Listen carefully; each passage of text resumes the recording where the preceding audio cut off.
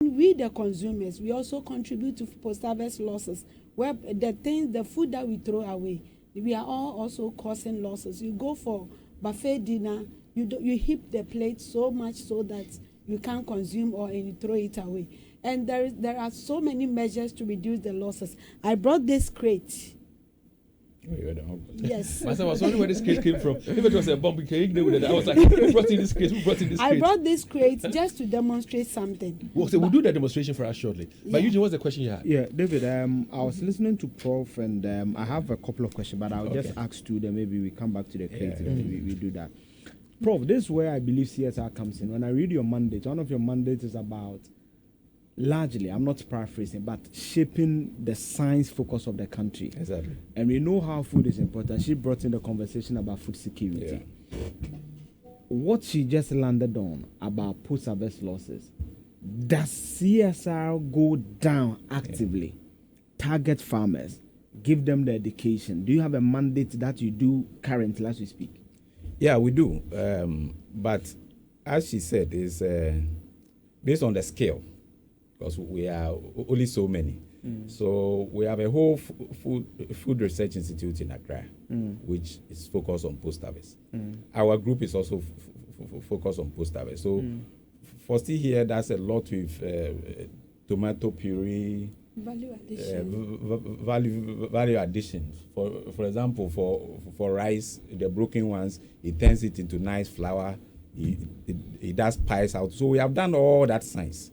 But I should admit that the missing gap is scale at the local level, where we are able to train aside from a critical mass of people. So aside from the 42 there, where's your presence?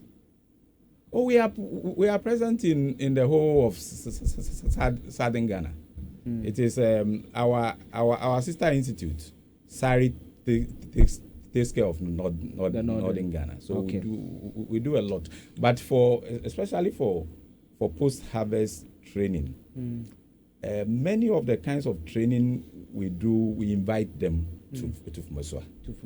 Because they need a few equipments. Then, Prof, something that has also come up when it comes to food is the variety. So, for example, I remember we spoke to a tomato person from Burkina, and he said that when they plant, they are seedling, what they are able to harvest per acreage, the yield is similarly higher than what is in Ghana. Yeah.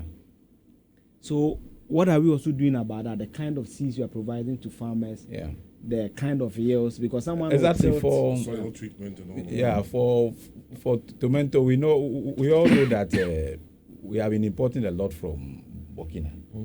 But if you ask them, it's mainly about the shelf life. It stays for a longer time before it goes bad.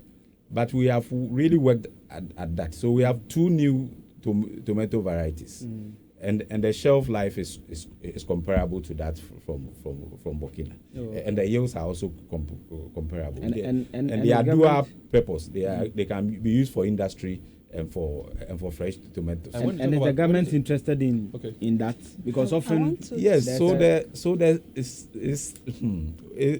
We are also having a little bit of issue with the skilling at the moment. Government is supporting one private company to help produce the seed under FSRP, but that is not adequate at all, because as you know, as we do as researchers, we work hard, we come back out to products, but we cannot be the people who have scaled it at the national level. So that those linkages.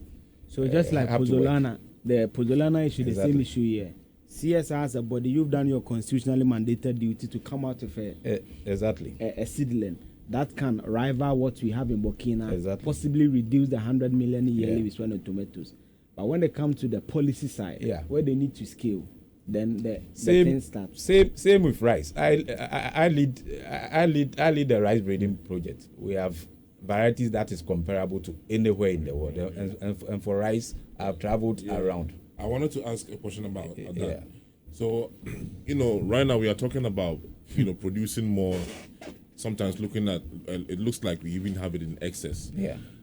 How well are our farmers able to produce on scale? And two, when it comes to taste, well, somebody goes on the market and then they see the foreign one, they quickly go for that one and leave the local one. Yes. What are we doing in terms of the change of taste in these products and how to make Ghanaians? Well, that's Leo, right? Yes, please. Leo, so I can assure you, I can bring you rice from my office. You never know it's local rice. Yeah. I even have some in my car. Packaged, just like the foreign rice. Yes, and then when you go, everything. Exactly. Price difference. Price difference. A bag, a 5 kg is going for 100 cedis, which is far better than the ones on the market, the foreign ones. So what I'm learning from all that has been said so far has to do with challenges with policy. Yes, and how the whole value chain has to work.